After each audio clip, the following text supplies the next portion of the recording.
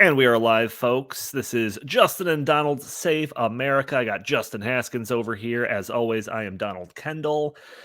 Justin and Donald Save America coming to you straight from Stopping Socialism TV. We're going to be talking about a very good news. How often do we come to you with very good news? Never. This thing that we've been working on for a while, the Great Reset. Here, look, we even have a book that proves that we've been working on this. Great Reset. Joe Biden and the rise of 21st century fascism. We've been shining the light through this channel, through stoppingsocialism.com, all of our social medias, shining the light on the plot, which is the Great Reset for, I don't know, year and a half now, something like that. And we're not just shouting into a vacuum, apparently, because we have some tangible results for you, everybody. We're living up to the name, Justin and Donald Save America. So we want to get into that, and we will very shortly. But before we do, I do want to put out that message that if you want to help us get our message of stopping socialism out there, you can very easily, no cost to you, just by hitting the like button, sharing this content, leaving a comment under the video. That's actually the thing that you could do that is the most effective of helping us break through these big tech algorithms that prevents content like this from seeing more people. So I just want to urge you to do that. Justin, like I teased, like it says right there on the bottom there, anti-Great Reset legislation going viral. We're going to spend a lot of time talking about this, but how much of an elevator pitch should we do about the Great Reset? Should we just assume that people that are tuning into this know already? How do you want to handle that? Yeah, for those of you who don't know what the Great Reset is, there's a good book that you should check out. Right, yeah, you should buy the book. You can get it on Kindle. You can get the audio book, which is amazing. Glenn reads the entire book, which is not very common. He doesn't do that a lot anymore, and it's really cool to read that. He ad-libs a little bit, so it's sort of like the director's cut version of the book. That's pretty true. Cool. Yeah. So I recommend that if you like audiobooks. But if you don't have time to read the book, and you just kind of want to know what is the Great Reset, why does it matter, sort of elevator pitch of what it is. It is a global movement by international institutions like the International Monetary Fund, United Nations, the World Economic Forum is one of the leaders of that, Klaus Schwab, the head of that. Those are the Davos people, corporations, banks, financial institutions, BlackRock, everyone you could possibly think of who has any power at all in the West. Just about all of them are in on this. Yeah, George Soros has got a role in there. Yeah, George Soros. I mean, it's crazy how many people have gotten together and signed up for this. They launched this campaign in June of 2020 to have a great reset of the entire global economy, to rewrite the social contract for all of society, and to usher in a new era. And how would they go about doing that? Through big, gigantic government programs, through a social credit system for businesses called ESG, Environmental, Social, and Governance Standards. And they would use these two things together to essentially impose their ideals on all of society through the economy, through corporations, through the products and services that you can buy. So they wouldn't necessarily have to pass a law that says you're not allowed to say X, Y, or Z, or buy certain products or do certain things. They just use coercion to get the corporations to do all of their dirty work for them, and they get rich in the process.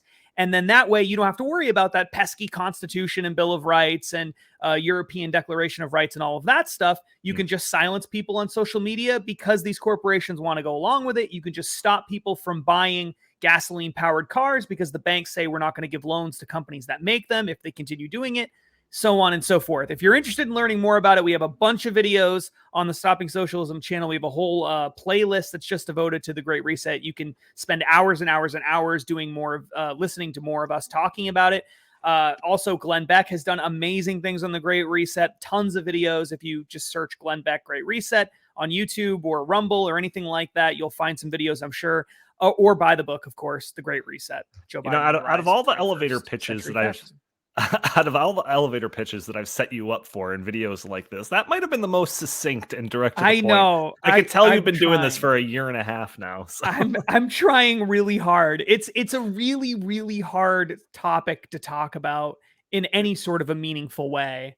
in such a brief amount of time. In a short period of time. Yeah. You really do need almost an hour to describe it all. So when it comes to doing stuff, Justin and I, we're in the think tank realm, maybe an op-ed piece or something like that. He and I get on here and do a video that's trying to shine light on something like this. Us working with Glenn Beck to put out a book about this is like, I don't know, one of the biggest accomplishments that we've had when it comes to like shining a spotlight on an issue that we think is extremely important. And, maybe I'm just talking for myself here, Justin. Apologies if I throw any offense towards you, but like that's as far as I ever think that it'll go. So then when Justin is telling me, he phones me up and he says like, we're actually getting rumbles of state legislatures passing what amounts to be anti-Great Reset legislation in New Hampshire. I think that's the first state that did it, right? I was like, oh, really? Awesome. Yeah. You know what? Like, it would be great if they did something like that. And then, we're aware of the kind of the from just like a government relations perspective that if something starts here, it can cause like it to snowball, snowball across the country. Other states hop on board, see it as model legislation, and et cetera, et cetera. But I, again, never would have thought it would get to the point that we're at now. So I think we should just start kind of going through it a little bit. Let's start with New Hampshire, Justin. Right. In fact, I'm going to pull up a map here. We're going to keep track of all of the developments in this anti-Great Reset legislation kind of campaign that's been going on. Yep. But like I said, New Hampshire was the first one. So why don't you tell us about this legislation, and then we'll talk about the other states that are kind of moving forward with it. Right. So New Hampshire was the first one to introduce a bill, as you said. It actually has gone through the House in New Hampshire. They've approved it in New Hampshire at the House level. It's still awaiting a hearing in the Senate, and it could end up passing the Senate and then going to the governor's desk. Republicans control everything in New Hampshire, so it's up to them to decide whether they're going to do this or not. But they do have an opportunity to do it. They are way ahead of everyone else still at this point. But essentially the bill that was introduced there was designed to prohibit financial institutions from discriminating on the basis of non-financial factors like social media posts, for example, like your ESG score. Like I said before, ESG score is a social credit score that looks at things like what's the racial breakdown of your workforce at your business, right? Do you have the right ratio of Asians to Hispanics? That's a real thing in ESG scores. Right. How much plastic do you use? How much land do you use? What's your supply chain look like?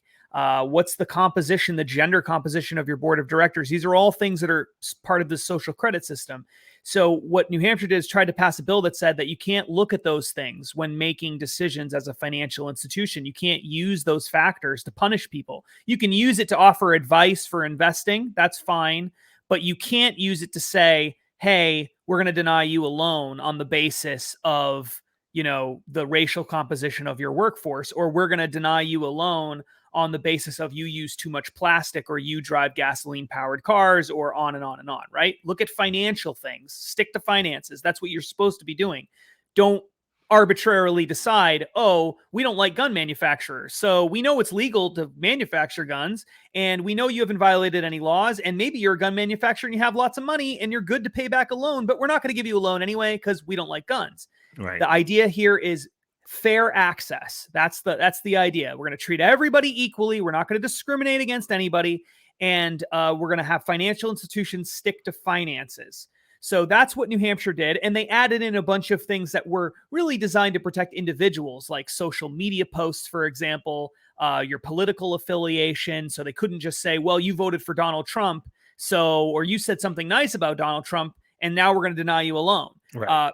Under current law, you can do that. Right now, a bank can do that. If you walk into a bank and you say, with a Make America Great Again hat on, they could sit down and say, you know what? You have a great credit and you got lots of money in the bank, but we're not giving you a loan because we don't like your hat. They could do that. And what we want to do is say, no, you got to stick to the finances and not discriminate against all the other stuff. So that's what New Hampshire did. It kicked it off.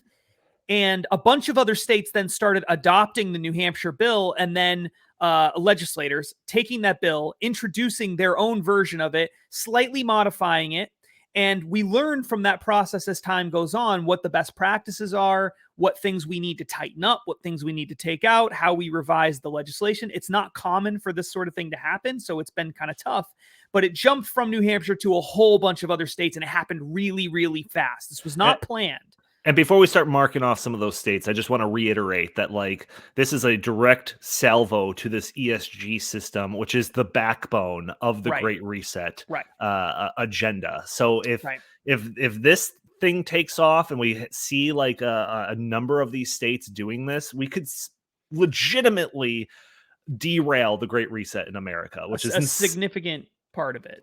Yes, which is insane. Yep. Is super exciting, and that's why I'm so jazzed up for this. But right, so what are some of the states that it cascaded without to a doubt? Okay, so New Hampshire was the first one. You got that one marked. Oklahoma was another one.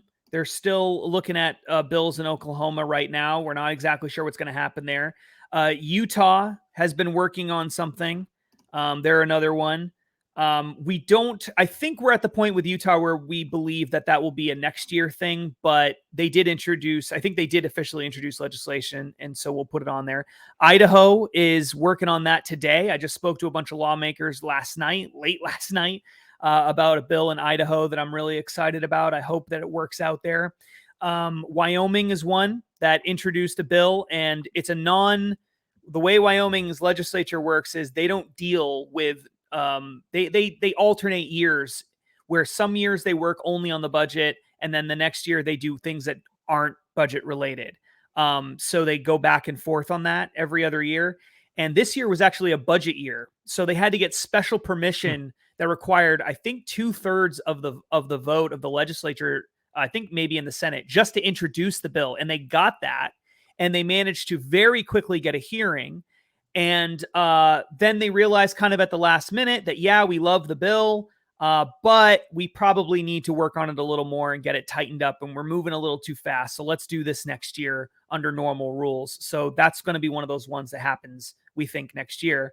Then we also have Arizona. That bill is still alive. And we're hoping that something happens there. There was a vote on that bill in the House in Arizona, where they have a slim majority. The Republicans, I think, only control it by 2 or 3 votes, and 2 or 3 Republicans said no, so the bill failed. But they're able to reintroduce bills there under some special rules, so they're reintroducing it. There's going to be another vote for that bill, and we'll see what happens with that one. South Carolina is one that they're working on now. We don't have anything. There is one introduced there, but that one might be replaced with something else, but that's a pretty solid start. And we think that bill could end up being one of the stronger ones in South Carolina. So in addition to those ones, there's several that have not introduced bills, but we are very, very confident they're going to introduce bills next year because of conversations we've had with lawmakers. Montana is one of those. These are the light red color that we were going to go with. Okay. So these are states that are going to have really strong anti-ESG bills, but they haven't actually introduced it yet. So Montana was one, North Dakota was one, Minnesota was one, and Michigan is another one. Yep. So all those northern states bordering Canada up there in the Midwest. And then there was a third set of states that are interested in this, and that's states that have introduced bills to divest from. So this gets a little bit more complicated. These bills are not designed to stop all of ESG. What they're designed to do is to say, we're not going to do business as a state. Our pension funds, we're not going to do contracts in some cases. The language varies from state to state. But the idea is the state is not going to give money to asset managers like, say, BlackRock and companies like that, who you give money to and then they invest on your behalf. It's a very common thing for states to do that. We're not going to give it to asset managers who are going to then turn around and use this ESG system against us and then, target, say, fossil fuels or work to promote values that we don't believe in. So the whole point of this is to divest from anyone who is going to try to end the fossil fuel industry, for example, or do several other different things that are kind of related to that. All right. Does that make sense, Johnny? Yeah. All right. So those states are some of the states we already mentioned actually have bills like that too. So Idaho is considering a bill like that. They're going to be voting on that, I think, maybe even this week or next week. There's another one in Kansas, I think, has one like that. I think Oklahoma has one like that. So those states we already talked about that. Kansas, you should have marked as a red one, by the way. Oh, okay, cool. Yeah. There's some that have two, but the ones that only have one of that kind, Louisiana is one of those. Missouri is one. Tennessee is another. And Kentucky. And then Indiana, I think, did as well, in West Virginia. I'm not, to be totally honest, sure where all these bills stand at this point in time, these divestment bills. Some of them have moved forward. Some of them are related to proxy voting and stuff, which it gets complicated and we don't need to get into that. But the point is, some of these states have been able to do this without actually having to pass a law. And the bills that they're looking at are just meant to refine how the process would work and how they would list these companies and who would be responsible for keeping track of it. But like the state treasurer of West Virginia, for example, has done a lot of work on his own on this issue, and he has a lot of power to make these decisions without a bill anyway. So it just depends on state to state, right? Texas already has a bill like that in place now. And there are, I think, some other states that might have bills like that already in place as well. But I know that Texas is one of them. All right. So in addition to those, well, we've got some. Yeah, go ahead. Let me just say that, like, for the people that are watching this, this stuff that we're showing here doesn't happen just like with no effort. So I want to like specifically highlight the work that you are doing. Justin is taking calls from legislators and giving, answering questions and all of this stuff. Government relations team at the Heartland Institute has been doing a whole lot of work on this. Even Glenn Beck is like, helping out with some of these efforts and everything. So I just want to make sure that like all of these people get the credit for what we're witnessing here, which again is like, could be tantamount to derailing the Great Reset in the United States. It's an amazing thing to watch. And, when we put out this video, this is kind of the first one that people of our channel are witnessing this, but I've been aware of this stuff going on for, I don't know, a couple of weeks now, maybe a month now. And it's just like every day Justin's giving me updates on what's going on here. And I'm just sitting there like, I cannot believe that this is having this much of an impact across the United States. So I just wanted to highlight that and just how amazing this is. But yeah, it really is. And just special shout out to Betty Grandy, former state lawmaker from North Dakota, who's been working an insane amount of hours on this in Heartland's GR department to try to get these bills moving forward, to help lawmakers, advise them, provide them with guidance, testify. She's testified in a bunch of these states, Idaho, Arizona, New Hampshire. She's been all over the place testifying. She's been just an incredible asset for us. And yeah, this is not something that happens basically ever. And we've never seen this. No. We've been working here for 7 years. We've never seen this. Right. I know that I had state government relations manager, the head of director of government relations, Cameron Schulte, who's been in state politics for many, many, many years, worked in the Wisconsin legislature for a long time, played some pretty important roles in the Wisconsin legislature too, said that he's essentially never seen anything like this either. It just doesn't happen. Normally, the way this works is this kind of movement occurs over many, many years with a new issue. And it moves very, very slowly, and they have months or even years to prepare for it. Right. It doesn't happen on a whim like this. It's extremely rare. Just like a context of that to kind of highlight that point. Justin and I have been working with the Heartland Institute for 7 years, 8 years, something like that. And it's like one of the things that we do a lot of work on is school choice type legislation and programs and whatever. And it's like when you see them celebrating, and they should celebrate this, like an increase in the amount of like school choice type legislation that's being adopted or proposed in states. It's like that's over the course of like decades. Yeah. It's like you have to wait a long time for the stuff to really pick up steam and go across the country like this. This is all happening within weeks and months. It's insanity. Yeah, without a doubt. We've never seen anything quite like that in our time working for the Heartland Institute for 7 years. We've never seen anything like this. And we believe that in most of these cases, bills probably won't pass this year. But we feel very confident that next year we're going to get some bills passed. We may get a few this year. Hopefully we get at least one.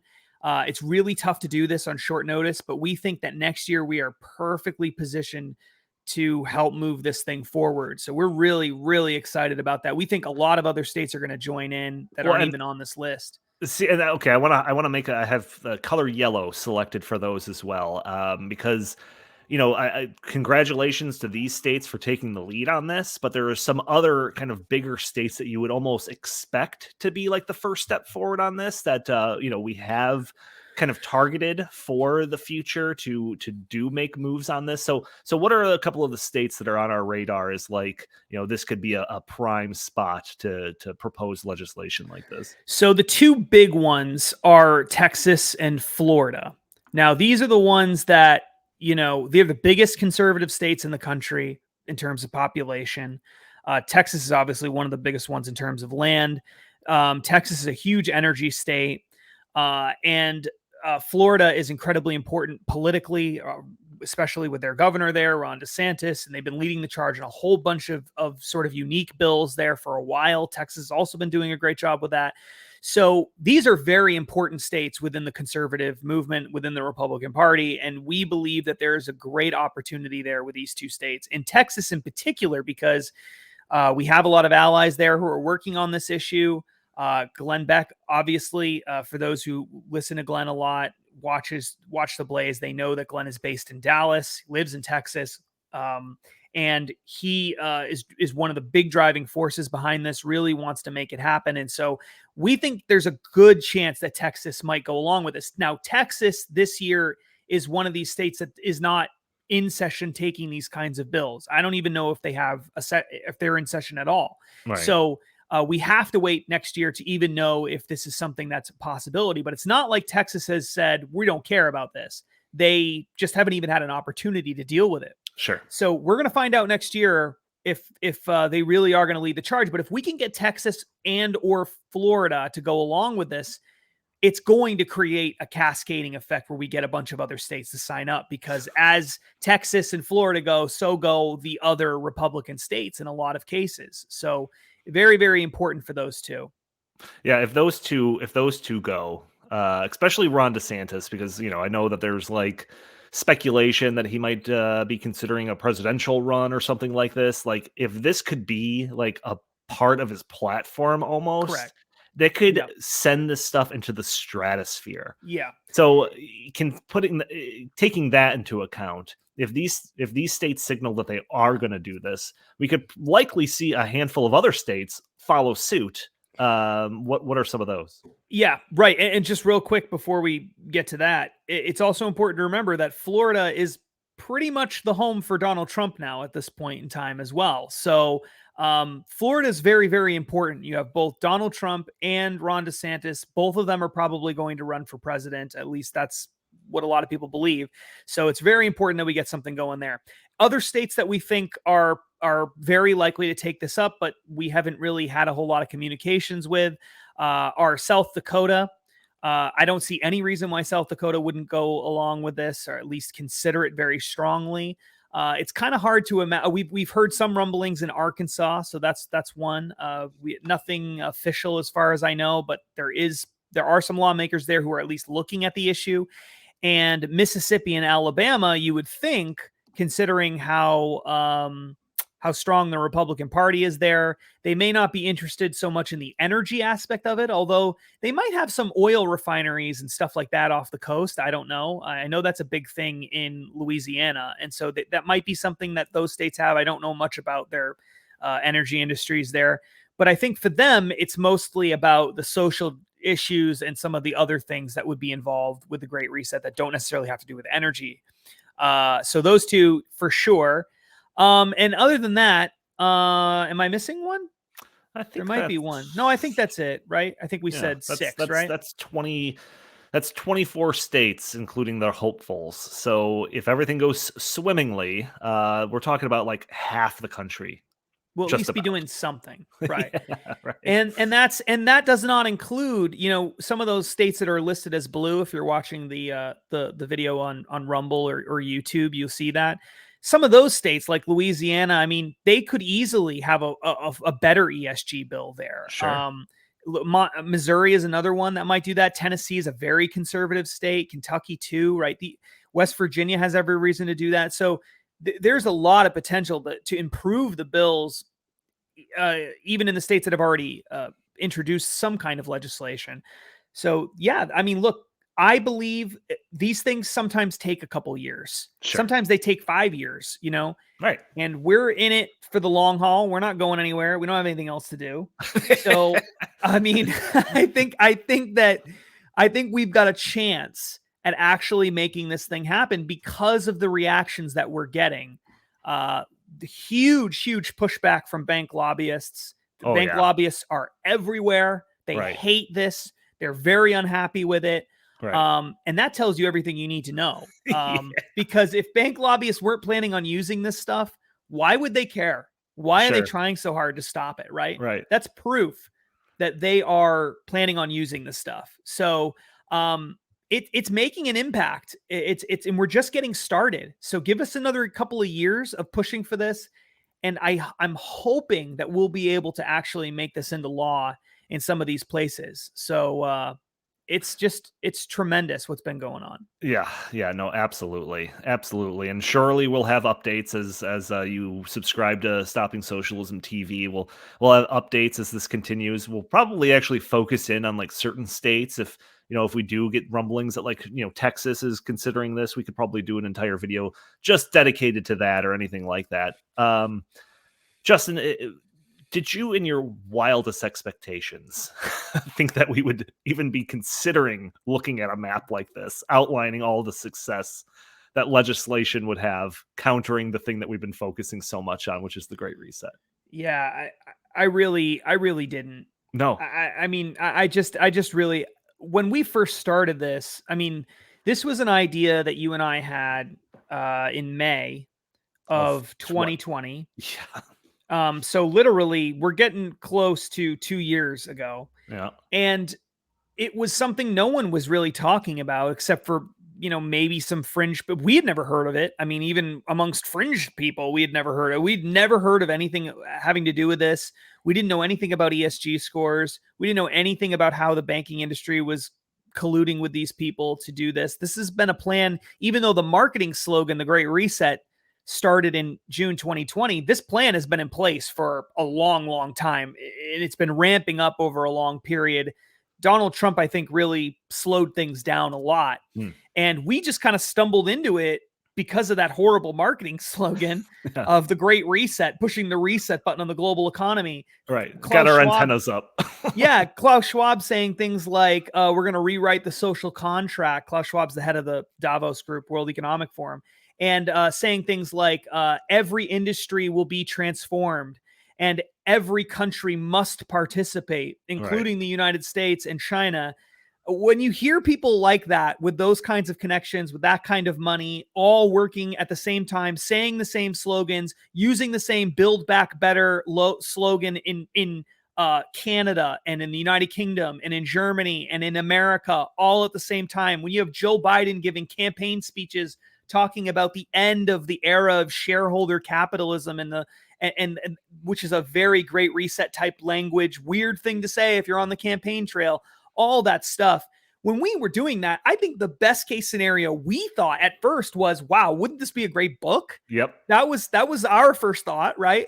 And then it was just, wow, wouldn't it be great if the book sold well, And I think that was kind of the height of my hopes and dreams. Exactly. Yeah, that was kind of the ceiling for me, was let's do it. Once Glenn agreed to work with us on a book and co-write it with us, the dream was that the book would sell well. And it did. It was number one the first week it was out. number one book in America of all books. Incredibly successful, the most successful book Glenn has had in his entire career for an opening week. And we were blown away by that. And I think when you and I were talking, we had a phone call. I was in the Blaze Studios in my dressing room.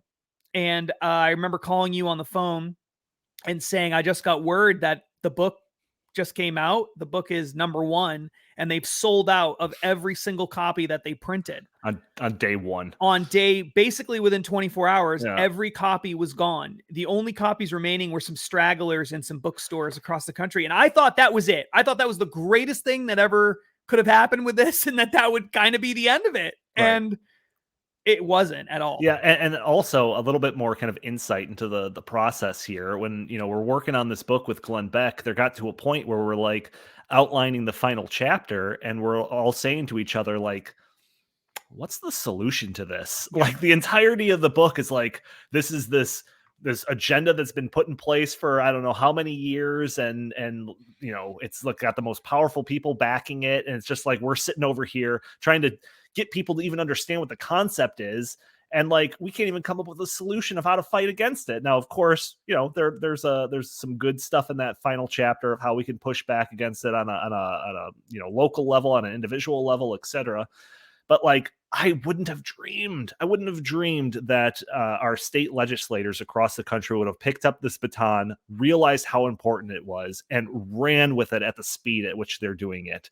So yeah. I know that, like, I'm guilty of it too. I'm sure everyone that's watching this is guilty of it. We have a tendency to only focus on politics and policy at like a national level or even an international level. But like this it shows you that like stuff can get done at the state level, and often does. And you often have a much an ability to have a larger impact on those more local levels, those state levels, as opposed to the national and international levels. So it's amazing work, but it's a testament to those state legislators who recognize how important this is. Yeah, without a doubt. I mean, at the end of the day, what makes America really special, I think, the Constitution is amazing, Bill of Rights amazing, so important for our country. But what makes America truly special is that we are a group of states, of different communities with different governments and different elected officials. And so it's not as simple as like it would be in some of these other countries, where if the national government says something, that's it. It's all done. There's no recourse for you in your local government.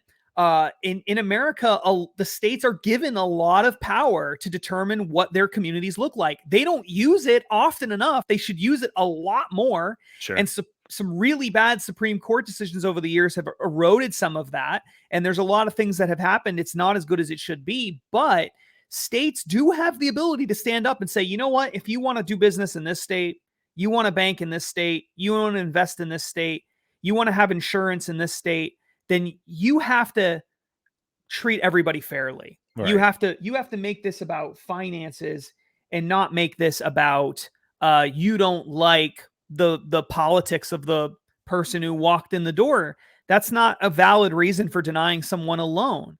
And I think that that's exactly the way that it should be. I think it's exactly the way that it should be. Now, some people would argue, they would say, well, this is just the free market.